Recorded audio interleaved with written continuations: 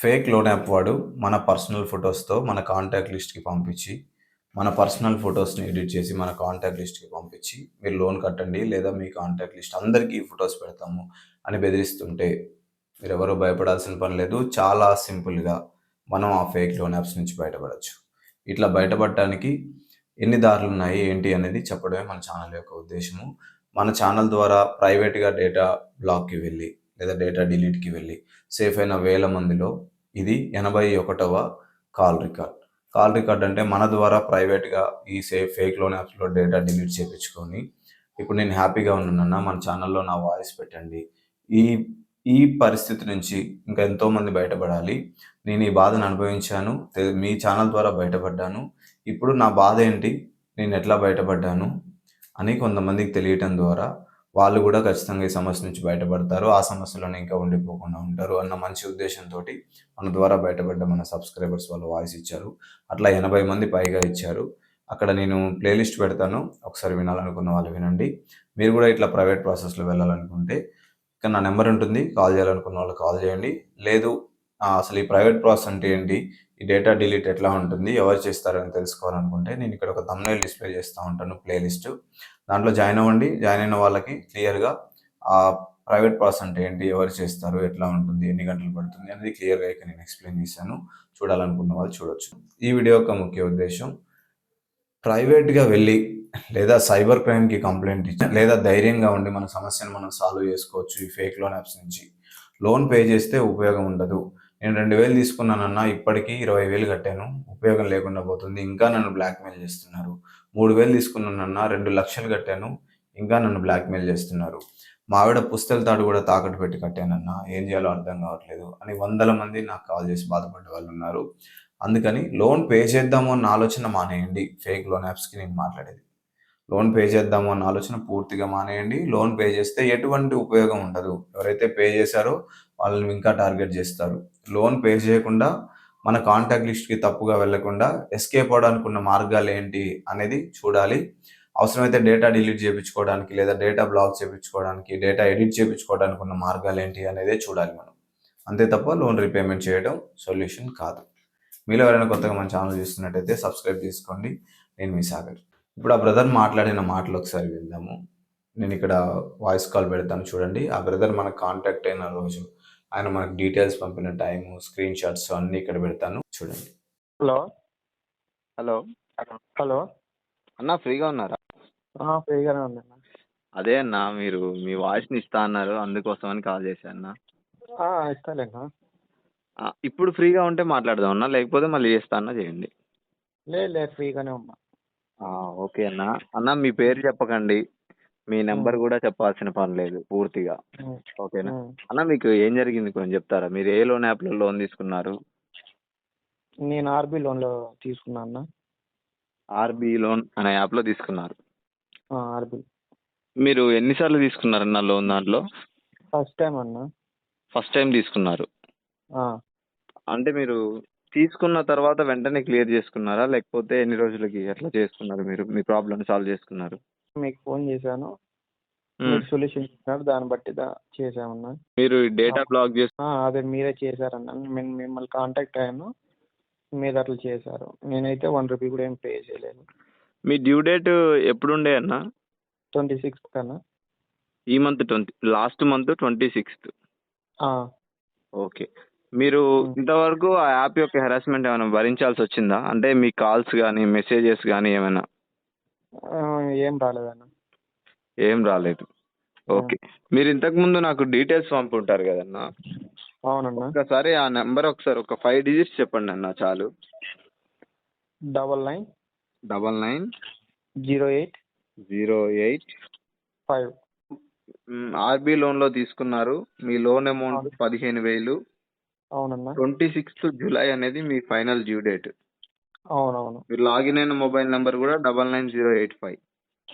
నా నెంబర్ అన్న. మీరు 26th జూలై మీరు మీ డేటా అనేది సేఫ్గా చేసుకున్నారు. అవును. ఓకే అన్న, మీరు 26th జూలైకి మీరు ఇట్లా ప్రాసెస్ చేయించుకున్నారు కదా? అవునన్నా. దీని తర్వాత మీకు ఏదైనా ఇబ్బంది జరిగిందా? ఏం లేదన్న. ఏం లేదు. ఏం లేదు. మీ ఇప్పుడైతే contact no calls, no pics కూడా ఏమి ఎవరికి పంపించలేదు. ఎవరికి పంపలేదు. మీ అవును. కాంటాక్ట్ లిస్ట్లో అప్పుడు ఎన్ని నెంబర్లు ఉన్నాయన్న? 950+ ఉన్నాయన్న. 950+ ఉన్నాయి. మీరు ఇచ్చిన రిఫరెన్స్ నెంబర్స్కి ఏమైనా కాల్స్ వచ్చాయన్నా? అప్పటి నుంచి వాళ్ళకి కూడా ఫోన్స్ ఏం రాలేదు, ఓకే. నాకు కూడా రాలేదు. ఓకే, అది కూడా 2 days వరకు వచ్చాయి. అవును, నాకు కూడా నేను నైట్ టైమ్స్ అప్పుడప్పుడు ఒక హాఫ్ అన్ అవర్ అట్లా సిమ్ వేసుకొని యూజ్ చేస్తా అంటే ఫోన్స్ ఏం రావటం లేదు.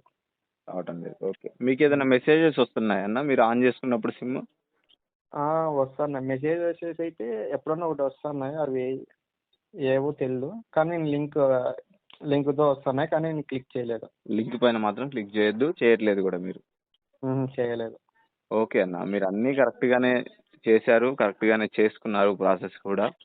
ఎందుకు మిమ్మల్ని మీ వాయిస్ ఇవ్వండి అని అడిగానంటే అన్న, చాలామంది ఆ లోన్ యాప్తో మీరు ఆర్బీ లోన్లో బ్లాక్ చేయించుకున్నారు కదా, అవునవును. ఆ లోన్ యాప్లో ఇంకా ఎవరైనా సఫర్ అవుతూ ఉంటే అవును. వాళ్ళు కూడా ధైర్యంగా ఫీల్ అవుతారు అన్న. ఎట్లా ఉంటుందంటే ఓహో దీని నుంచి బయటపడచ్చు అనే అవునవును. ధైర్యం వాళ్ళకి వస్తుంది. మీలాగా ఇంకా చాలా మంది వాళ్ళ వాయిస్ని ఇస్తే మనం ఒక 1700-1600 మంది వాయిస్ అనేది మన ఛానల్లో పెట్టచ్చు. కాకపోతే అందరూ ఒప్పుకోరు, అవునవును. మా వాళ్ళు ఎవరైనా వింటారేమో అని భయపడతారు. సరే, అవునవును. ఏదేమైనప్పటికి కూడా మన ప్రాబ్లం అయితే సాల్వ్ అయిపోయినట్టేనా అన్న మీది? అవును, సాల్వ్ అయిందన్న.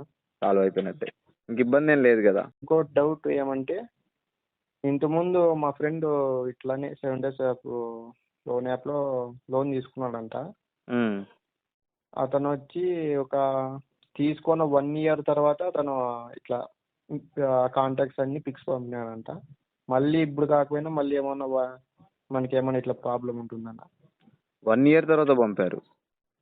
1 year తర్వాత పంపినారు. ఏ యాప్లో తీసుకున్నారన్న ఆయన ఐడియా ఉందా మీకేమన్నా? ఈ యాప్ పేరు అయితే ఐడియా లేదు, అది కూడా 7 days యాప్లోనే అన్న. 7 days లోన్ యాప్. అప్పుడు తీసుకున్నప్పుడు కట్టేశారా లేకపోతే కట్టకుండా వదిలేశారా?